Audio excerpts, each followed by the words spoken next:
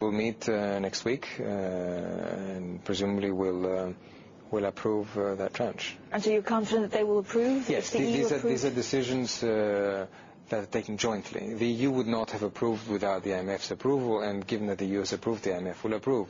This was a question, what was holding it was the need by our European partners to have the clarity on behalf of all political parties supporting the new government that they're all behind the efforts, that they will implement the policies and they stand behind the decisions of 26th October in terms of what needs to be done, the new loan facility, the new conditionality comes with it, the PSI, all this package. And they wanted to make sure that all the political parties are behind this. And this is because what we have paid in the last 2 years, and we've paid it also in terms of erosion of social acceptance of what we're doing, is the lack of consensus behind these policies. The government in power was alone in doing something very difficult with sacrifices by the Greek people, huge sacrifices, and everybody else pretending that there is somehow a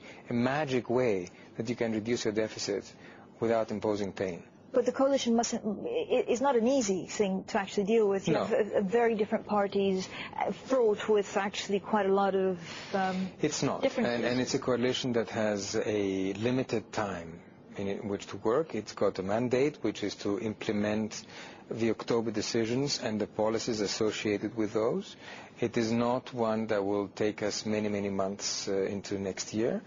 Clearly, but it is a very important move for the country because we have broken a deadlock and we have opened up horizons which I think are very good for the country and for the population.